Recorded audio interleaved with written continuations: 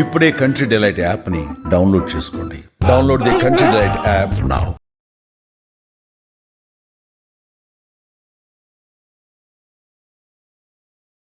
అందరికీ నమస్కారం. నేను Swaroopa Putlapalli. Welcome to Suman TV. ఇటీవల మార్వాడి గో బ్యాక్ అనే ఉద్యమం మొదలైన సంగతి మీ అందరికీ తెలిసిందే. అది కాస్త ఇప్పుడు కొత్త రూపుదిద్దుకుంది. మార్వాడి వ్యాపారి హటావో, తెలంగాణ వ్యాపారి బచావో అంటూ కొంతమంది ఇంకొక కొత్త రకంగా నినాదాలు మొదలుపెట్టారు. ఇన్నాళ్ళు తెలంగాణని ఆంధ్ర పాలకులు దోచుకుంటే ఇప్పుడు గుజరాతీ, మార్వాడి, అలాగే ఇప్పుడు గుజరాతీ, రాజస్థానీ మార్వాడీలు దోచుకుంటున్నారని విమర్శిస్తున్నారు. ప్రస్తుతం నాతో పాటు ఉన్నారు సీనియర్ అనలిస్ట్ అనిల్ ఏకేవి గారు. ఆయనతో మాట్లాడి దీని వెనక అర్బన్ నక్సల్స్ హస్తం ఉంది అనే ఆరోపణలు కూడా వస్తున్నాయి. అలాగే కొందరి ప్రయోజనాల కోసమే దీన్ని చేస్తున్నారు అని అంటున్నారు. ఆయన్ని అడిగి ఏం జరుగుతుందో తెలుసుకుందాం. నమస్తే అనిల్ గారు. ముందుగా మార్వాడి గో బ్యాక్ మీద మీ అభిప్రాయం ఏంటో చెప్పండి. మార్వాడి గో బ్యాక్ అనేది నీటి మీద రాతలు లాంటివి. అవి నిలబడదు, అహేతుకమైంది. అందులో ఎలాంటి సహేతుకత లేదు. సో అదన్నీ కొంతమంది వాళ్ళ ప్రయోజనాల కోసమో లేకపోతే దేనికోసం వాడుకున్నారో తెలియదు. కానీ అది దేశ సావర్నిటీకి లేదా సౌభ్రాతృత్వానికి వ్యతిరేకమైన చర్యలు అవన్నీ కూడా. మీకు వాళ్ళతో వ్యక్తిగతంగా ఎవరితో అన్నా వ్యక్తిగత కుటుంబాలతో ఏమైనా సమస్యలు ఉంటే ఆ కుటుంబాలతో మీరు చట్టపరమైన చర్యలు తీసుకోవచ్చు. అంతే తప్పిస్తే పూర్తి స్థాయిగా మార్వాడీలో గో బ్యాక్ అనడం తప్పు. ఫస్ట్ మార్వాడీలు ఎవరో తెలుసుకుందాం మనం. మార్వాడీలు అంటూ ఏ మార్వాడీని టార్గెట్ చేస్తున్నారు మీరు? మార్వాడీలో ఎన్నో కులాలు ఉన్నాయి. రాజస్థాన్ మార్వార్ ప్రాంతం నుంచి వచ్చిన వాళ్ళు మార్వాడీలు. రాజస్థాన్లో మీకు జూనాగఢ్ నుంచి మొదలు పెడితే జైసల్మీరు, తర్వాత జైపూరు, అల్వారు, ఇప్పుడు మన ఇది సహ్యాద్రి పర్వతాల చుట్టుపక్కల ఉండే మార్వార్ ప్రాంతము. మీరు అది చూసుంటారు కదా సినిమా మగధీర, హీరో అందులోంచి పడిపోతాడు. అదంతా ఆ ప్రాంతమే. అది అరవాలి కొండలు, అరవాలి పర్వతాల మధ్యలో ఉండే ప్రాంతమే మేవార్. దాని పక్కన ఉన్నది మార్వార్.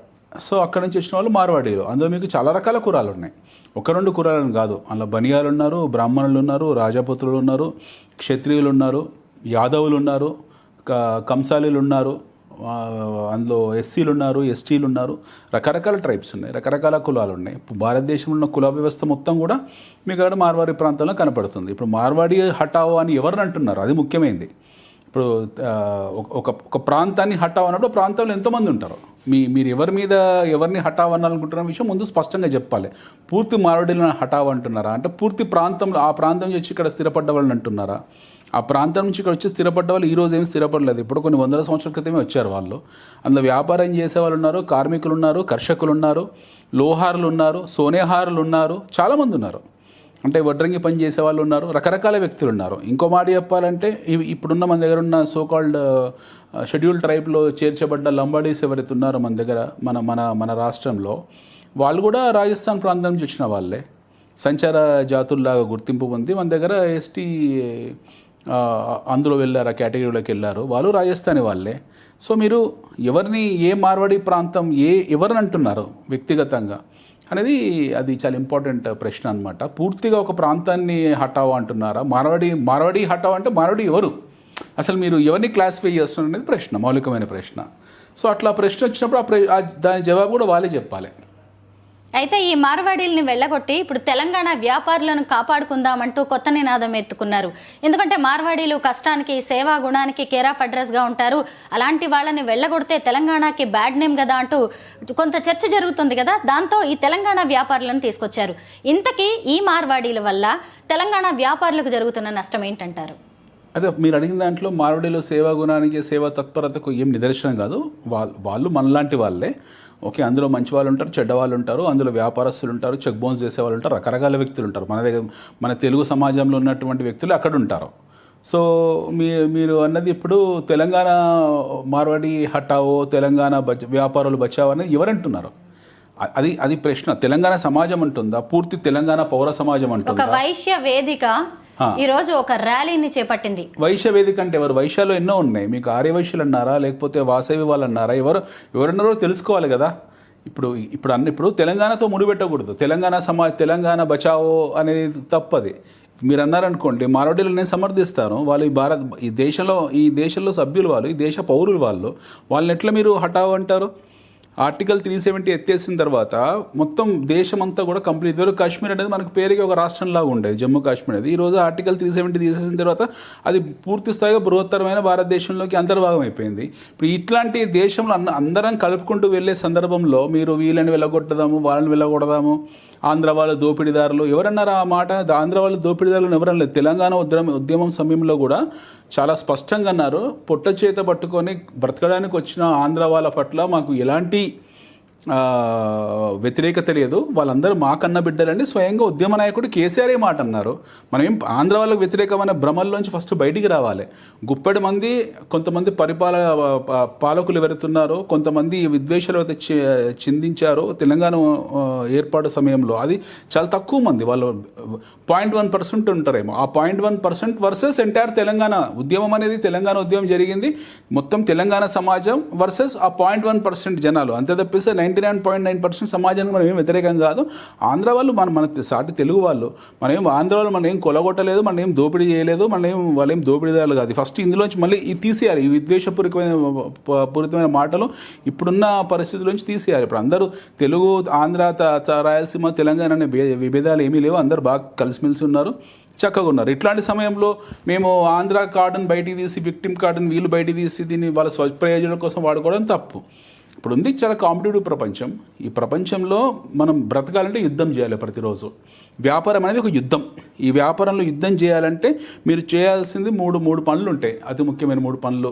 మీరు మీ దగ్గర ఎవరైతే వస్తువులు కొంటారో వాళ్ళతో నమ్మకంగా ఉండడం, మూడోది అతి ముఖ్యమైనది మిగతా సహచార బృందాలతో ఎవరైతే ఉంటారో, అక్కడ సప్లయర్ కావచ్చు, ఇక్కడ రీటైలర్ కావచ్చు, వీళ్ళతో రిలేషన్షిప్ ఏర్పరచుకోవడము మూడోది అత్యంత ముఖ్యమైనది, మారుతున్న కాలమాన పరిస్థితుల ప్రకారం మనం కూడా మారడం, మనం తీసుకున్న వ్యాపారంలో మార్పులు చేర్పులు చేసుకుంటూ ముందుకెళ్ళడం.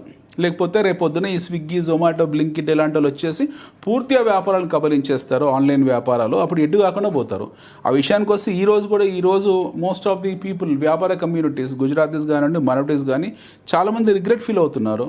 మేము చదువు వైపు వెళ్ళకుండా వ్యాపారం వైపు వెళ్ళాం, మా పిల్లలందరూ కూడా మేము కూడా చదువు వైపు అంటే సార్, ఇప్పుడు మన తెలుగు రాష్ట్రాల్లో ఉన్న చాలామంది మరాఠీ, గుజరాతీ, మిగతా వాళ్ళని చూసి వాళ్ళ పిల్లలను కూడా హయ్యర్ ఎడ్యుకేషన్ పంపించి చదివించడం, విదేశాల్లో పంపించే ప్రయత్నాలు చేస్తున్నారు. ఇప్పుడు అందరు వ్యాపారాలను ఏం నమ్ముకోవట్లేదమ్మా. ప్రపంచం మారింది, రీటైల్ మార్ట్స్ వచ్చాయి, మీకు విమార్ట్ లాంటిది వచ్చింది, విశాల్ మార్ట్ వచ్చింది, రత్నదీప్ వచ్చింది, మెగా ఏమంటుందని బిగ్ బజార్ డీమార్ట్ లాంటివి వచ్చాయి.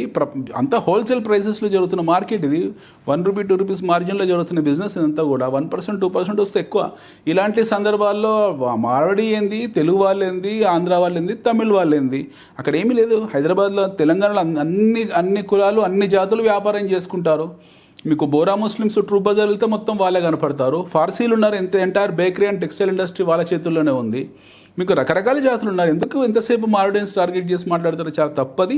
ఇది భారతీయ సంస్కృతి కాదు, ముఖ్యంగా తెలంగాణ సంస్కృతి అసలు కాదు. హాయిగా ఉన్న హైదరాబాద్లో మార్వాడి గో బ్యాక్ పేరుతో అలజడి అనేది అయితే మొదలైంది. దీని వెనుక రాజకీయ కుట్ర ఉంది అని ఇన్ని రోజులు అన్నారు. ఇప్పుడు చూస్తే బీజేపీ తెలంగాణ చీఫ్ అయిన రామచంద్రరావు గారు దీని వెనుక అర్బన్ నక్సల్స్ హస్తం ఉంది అని అంటున్నారు. ఎవరిని ఉద్దేశించి ఆయన వ్యాఖ్యలు చేశారు? ఏమవుతుందంటే మనకు ఇక్కడ అర్బన్ నక్సల్స్ అనే పదం ఉపయోగించిన, అర్బన్ నక్సల్స్ ఏంది? నక్సల్స్ దేనికోసం వచ్చారో, ఈ వర్తక సమాజాన్ని వ్యతిరేకించి వచ్చారు కదా. అర్బన్ నక్సల్స్ అనే పదం చాలా అహేతుకం కూడా. అర్బన్ నక్సల్స్ అంటూ ఎవరు లేరు. సమాజం, మన పౌరవ సమాజంలో 2 రకాల సమస్యలు ఏర్పడ్డాయి. మనం గుర్తుపెట్టుకుందాము. అర్బన్ నక్సల్స్ ఏముంది? నక్సల్బరీ ఉద్యమం ఎందుకు వచ్చింది? అక్కడ వ్యాపార సముదాయాలు వర్సెస్ కర్షకుల మధ్యలోనే వచ్చింది. మనం దాని మౌలిక అంశాలు తెలుసుకోవాలి. ఆయన అడ్వకేట్ కాబట్టి ఆయన తెలుసుకోవాల్సిన అవసరం ఉంది. అతి ముఖ్యమైన విషయం ఏంటంటే, మీకు అక్కడ ఇప్పుడు ఈ దేశంలో ఏం జరిగిందంటే, వర్తక సంఘాలు ఉన్నాయి కానీ రైతు కూలి సంఘాలు లేవు. వర్తక సంఘాలు వర్సెస్ రైతు కూలి సంఘాల మధ్యలో గొడవలు జరిగాయి. అంటే రైతులు, కర్షకులు ఎవరైతుంటారో, కార్మికులు ఎవరైతుంటారో, ఎస్పెషల్లీ వ్యవసాయ కూలీలు ఎవరైతుంటారో, వాళ్ళకి సరైన వేతనాలు లేక వాళ్ళు పీడింపబడి, తాడింపబడి, హింసింపబడ్డ తర్వాత వాళ్ళందరూ తిరుగుబాటు చేశారు. దానికి కొంతమంది చదువుకున్న విద్యార్థికులు మద్దతు ఇచ్చారు ఈ రైతు ఉద్యమాలకి. ఎస్పెషల్లీ రైతులకు రైతు కూలి సంఘాలు లేకపోవడము, వర్తకులకు వర్తక సంఘాలు ఉన్నాయి. మీరు మన రాష్ట్రంలో తీసుకోండి, వర్తక సంఘాలు ఉన్నాయి కానీ రైతులకు రైతు కూలి సంఘాలు లేవు. రైతు కూలి సంఘాలు పెట్టుకొని ప్రశ్నించే వాళ్ళని నక్సలైట్లు అని చెప్పేసి మీరు వాళ్ళ పట్ల తుపాకీ ఎత్తి చూపారు. ఎట్ ది సేమ్ టైం వీళ్ళు ఎవరైతే ఉన్నారో వర్తకులు ఎవరైతే ఉన్నారో వాళ్ళు గంజీలని వాళ్ళు చిన్న ఏమంటారు సముదాయం అవి. కాకపోతే మన తెలంగాణ జిల్లాలు తీసుకోండి మీరు, గంజిలో మెయిన్ ఎస్పెషల్ హోల్సేల్ మార్కెట్ వాళ్ళ కంట్రోల్లో ఉంటుంది. వాళ్ళు ఉత్పత్తి వ్యవస్థలో లేరు, వాళ్ళు ఉత్పత్తి చేయరు, బ్రోకర్ వ్యవస్థలో ఉంటారు. వాళ్ళు ఓన్లీ మధ్యవర్తిత్వం చేస్తారు, వర్తకం చేస్తారు. కష్టపడేది ఒకడు, దున్నేది ఒకడు, నాగలు పట్టేది ఒకడు. వాడి ప్రైస్ని మీరు డిమాండ్ చేస్తారు, మీరు డిసైడ్ చేస్తారు. దీని మీద జరిగిన తిరుగుబాటే ఈ రైతు కూలి తిరుగుబాట్లు ఇవన్నీ కూడా. అటు శ్రీకాకుళం కావచ్చు, లేకపోతే మీకు నక్సల్బరీ అటువైపు ఈశాన్య భారతదేశం వైపు కావచ్చు, బెంగాల్ కావచ్చు, ఫర్ దట్ మ్యాటర్ మన వైపు నల్గొండ జిల్లా కావచ్చు, వరంగల్ జిల్లా కావచ్చు, కరీంనగర్ కావచ్చు, నిజామాబాద్ కావచ్చు, ఆదిలాబాద్ కావచ్చు, ఎక్కడైనా సరే మన వైపు కూడా ఇట్లాంటి ఉద్యమాలు జరగడానికి కారణం, వ్యతిరేకత జరగడానికి కారణం ఏంటంటే ఈ తాడిత పీడిత ప్రజలు పెడుతున్నారు, వాళ్ళు తిరుగుబాటు చేశారు. అది జరిగిపోయింది, చరిత్ర అది. తర్వాత ప్రపంచీకరణ జరిగింది, ప్రపంచ పరిస్థితులు మారాయి.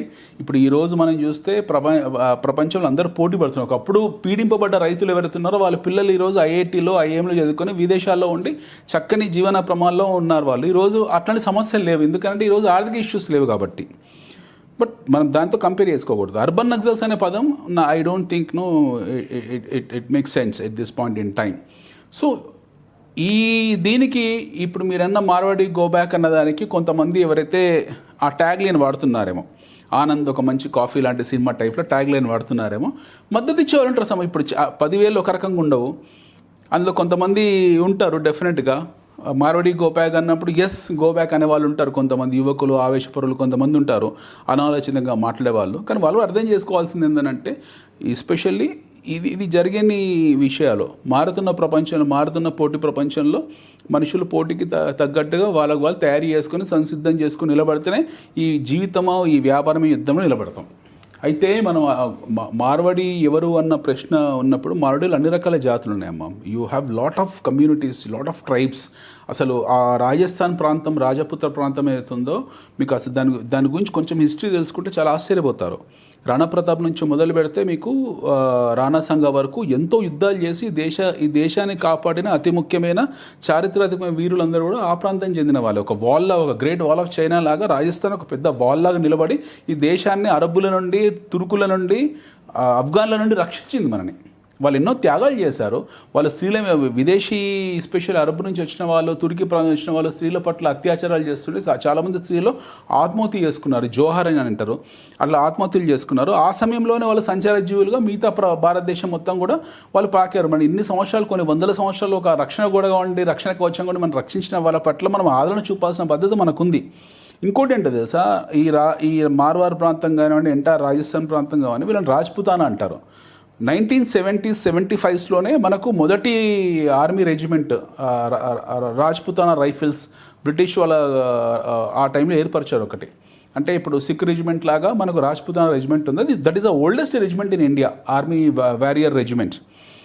ఇది ఒకటే కాదు, వాళ్ళు సంచార జీవులుగా భారతదేశం మొత్తం కూడా వెళ్ళిన తర్వాత ఎంత దురదృష్టకరమైన పరిస్థితులు అంటే, మీకు తెలంగాణలో ఎస్పెషల్లీ చూస్తే గ్రామాల్లో పారిశుద్ధ్య కార్యక్రమాల కార్మికుల్లాగా, అశుద్ధాన్ని ఎత్తిపోసే కార్మికుల్లా కూడా వెళ్ళిపోయారు. వాళ్ళు స్కావెంజర్ వర్క్ కూడా చేశారు. ఓకే, రాజస్థాన్ నుంచి వచ్చిన వాళ్ళు చాలా దుర్భరమైన జీవితాన్ని చూశారు. కొంతమంది, కొన్ని కుటుంబాలు, కొన్ని కులాల వాళ్ళు వ్యాపారాల్లోకి వచ్చారేమో, కానీ they are plenty of people who are there. మీకు కత్తులు అమ్మే వాళ్ళు కనపడతారు, మీకు అల్యూమినియం వస్తువులు చేసే వాళ్ళు కనపడతారు. చివరికి వాళ్ళు ఊర్లల్లో మనం చూస్తాం, అక్కడక్కడ మనకు ఒంటెలను తీసుకొచ్చి తిప్పడము, తాళ్ళ మీద నుంచి ఆడపిల్లలు ఈ సర్కస్ లాగా చేయడం, ఫీట్లు చేయడం, ఇవన్నీ బ్రతుకుతెరువు కోసం చేసినాయి అన్నీ కూడా.